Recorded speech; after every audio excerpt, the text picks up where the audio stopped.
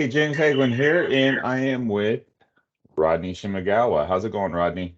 Hey James, how you doing? Oh, pretty good. Just hanging in there like everybody else, right? Yeah. How's everything else going?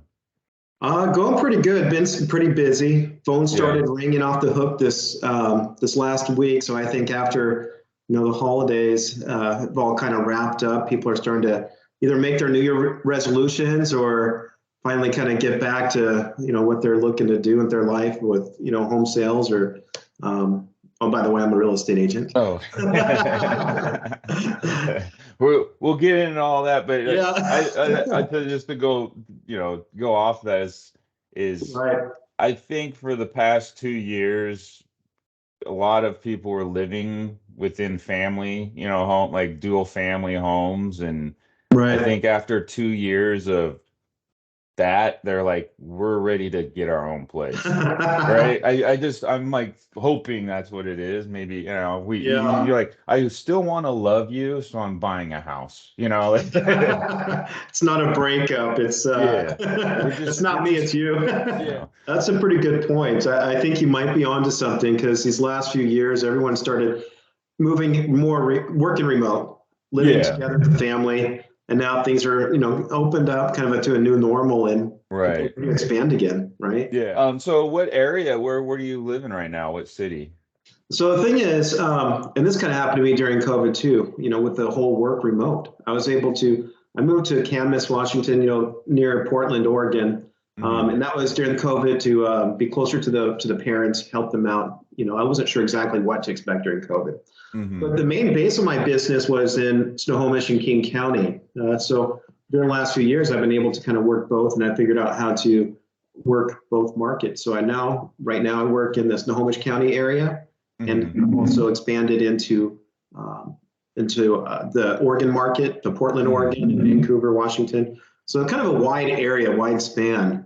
Hmm. But it's been able to accomplish that with a lot more remote meetings and a lot of traveling. So you said Camas, Washington, Vancouver, Washington. What what are some things to do down in that area if somebody were to visit? Well, we got the waterfront, which is a pretty cool waterfront. A lot of neat restaurants along the waterfront. It kind of reminds me of Everett, how Everett started coming up, and that whole waterfront. Hmm. Kind of similar to that. Some really good restaurants. There's some Twigs is one of the restaurants I love to go to.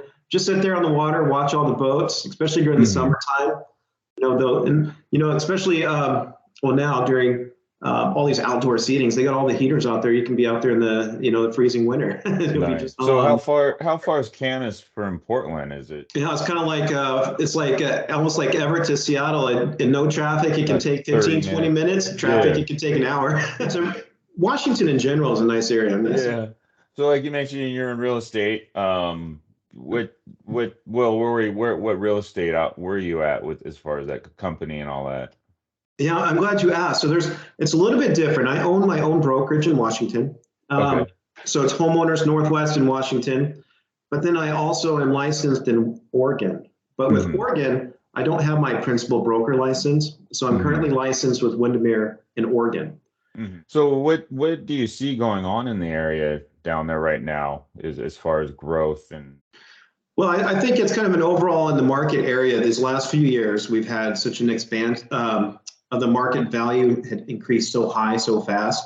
It hmm really was unhealthy market. I mean, when the rates are down at that 3%, 4%, it was just driving the home sales like crazy. right. People knew the rates were going to be going up too, and so it kind of created a little surge where it increased the market price even higher because everybody's trying to hurry up and get into a home before those rates go up. Right. And so now what's happening is, over the last couple of years, we were seeing 10, 15% increase in value, which is unhealthy.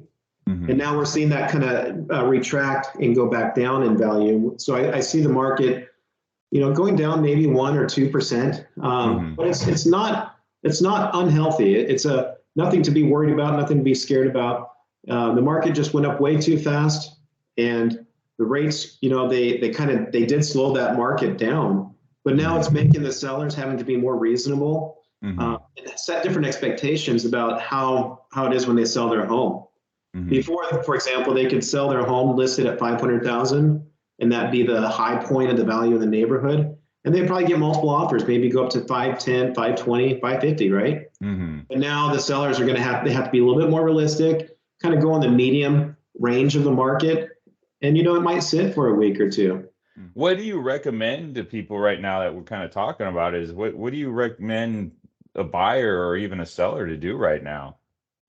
Well, see, the thing is, I mean, you're right. It's a balancing act, right? We can either wait for rates to go high and buy low, or buy low and wait for rates to go down. But I mean, Mm-hmm. the nice thing is with real estate, once you buy it, you own that real estate. No matter Mm-hmm. what, you own it, right? Mm-hmm. And so even if you're buying at a 7% interest rate and you could always wait it out and hope that rates do go down the next year or two and refinance. That's a Right. beauty about real estate.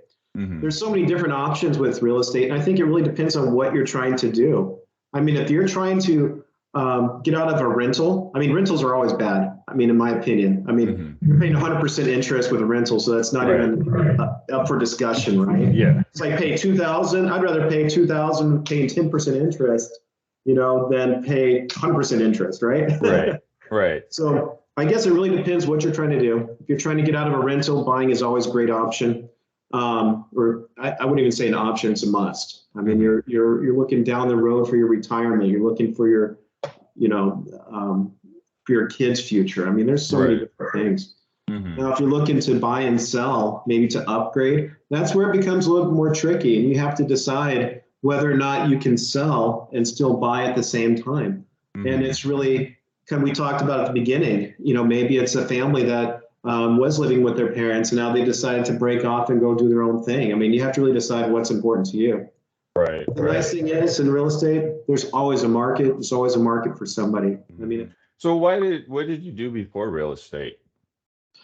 well, this is kind of a long story, but I've done a lot of different things in real estate, or prior to real estate. I was in sales, doing plastic fabrication, to working for state prison. I mean, so I've done worked as a mechanic. I worked at a restaurant before. I mean, so I've done a number of different things.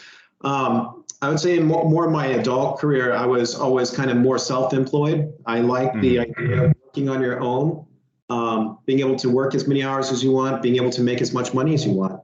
And so real estate, it's kind of a funny story, but real estate, I was online one day and I had my own business and I was doing pretty well. A little bit bored at the time, so I was online kind of doing like what most people do.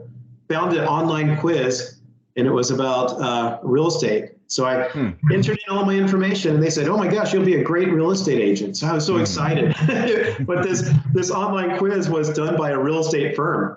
So of course they're going to say, "You're going to be a great real estate agent," right? They recruited you. Oh man, it worked. And so I was excited. I had an interview and this real estate agency said, "Yeah, we'd love to pick you up." I was excited. I thought I just got hired on. Like, you can work as many hours as you want or no hours and you'll make tons of money. Right. Weekends off, time with your family, man, it was far from the, accurate truth. Yeah. That's kind of how I got into real estate. So after kind of grinding and working hard, finally kind of made that hump where I could, do it full time and stay in that business. But it's definitely no weekends off for a while. Yeah. No family time for a while. It's not nice. Work either. It's nice when you work hard and you make your own money and you see someone else being lazy and making the same amount. That's kind of, it's not very fun. But yeah, it's more of a fun thing to do versus a work thing, is how I look. That's how I've always tried to tell people to look at it. We're having fun doing this, helping people buy a home or whatever their goals are, right? As far as like do you read books or anything like that? Or? Well, so I try to read as much as I can, but I'm on the road a lot, listen to a lot of different podcasts. I try to listen to all the books that are influential books. Rich Dad, Poor Dad, How to Win Friends, Influence People. It's important for self-development and motivation, and kind of give you different ideas. It's books. interesting thing. I mean, you get to get into a mind of a lot of different people with different experiences without having to be, going through that experience yourself. Right. Richest Man of Babylon was a really good book that I enjoy. I've given that book out to a few of my clients, a few of my people that I've met. And it's just about how to make your money make money for you. What do you recommend to somebody that's saying, I want to be a real estate agent? Because I think that being consistent and follow up is probably some of the biggest ones in relationships. And relationships go way beyond just trying to get a client. It's making relationships with title and escrow, lenders, anyone that you can. Even if you don't think they're not involved with, if they can bring you business or not, it doesn't matter. Make relationships with other realtors. One day that realtor might be across the table from you when you're making negotiations with an offer. Right. So relationships in this business make a difference. Connect with other realtors. Ask questions. There's some realtors that try to hide their secrets or whatnot. Yeah. I'm an open book. I don't care if it's going to help somebody. I'd be more than happy to help them out. They work at a different firm. Be more than happy to give them some suggestions, recommendations. I'm not worried about the competition, right? Because in the end, it's about helping that buyer or seller, right? And so when we're in this industry, helping other people, even other real estate agents, I think that's probably key to being successful. Yeah. Make sure you surround yourselves by the people that you want to be like, or look up to. People that support you and people that you want to support is, who influenced you growing up? I mean, as far as an influence, I would say probably family was an influence, but it wasn't, I don't want to sound negative, but it was more of a negative influence. Like I wanted to hurry up and get out on my own and do my own thing. I don't want to live at home anymore. So I'm like, I want to hurry up and get out of home, but I was just a young kid thinking rules were so horrible. Looking back now, I'm like, they were just trying to help me out, trying to, guide me. Right. But that influence really shaped my career and my thought about being self-reliant, working on my own, building my own business, being my own person, my own boss. Right. And so I think that really helped. And now looking back at it, have a great relationship with the family, the parents, and, thank them. Any kind of negative experience that I had, it was a positive. It turned out to be a positive experience. Anything that's bad was something I learned from, or some of the negative things that I may have thought was negative was because I was immature, just a young kid. And then now I'm experiencing that with my own kids, right? You're like, just listen to me, please. I've done it before. And it's the same conversations I had with my parents. Anything else you want to add that you would want to leave somebody watching this? This actually comes from another book I read called Go Giver. Okay. Just try to help other people out and stop. Don't try to look at it like what's in it for me. Right. Just reach your hand out and try to help someone out, whether it be give advice or give a better tip, or while eating out for dinner or whatever. Just try to be kind. Everything comes back around. You brought up like giving and helping people out as like going to like a food bank and volunteering your time, or doing a fundraiser, or being getting involved in the community.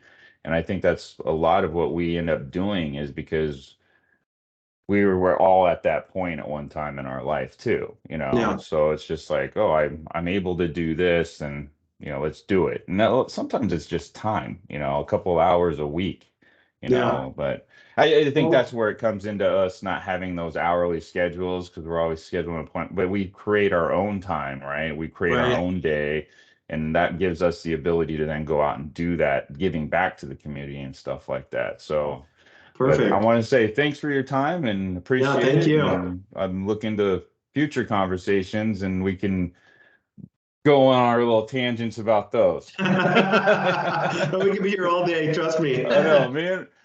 We could talk for hours, and it would just be like everybody has like, what are they talking? Fruit Loops or not? Yeah, right. Yeah. Well, that's our next podcast. Yeah. Captain Crunch, or Cocoa Puffs, or chocolate, Captain Crunch, and we're like, do you eat the berries? Do you like the berry? Right. We can go forever. Thanks again, Rodney. Yeah, thank you. Have a good day.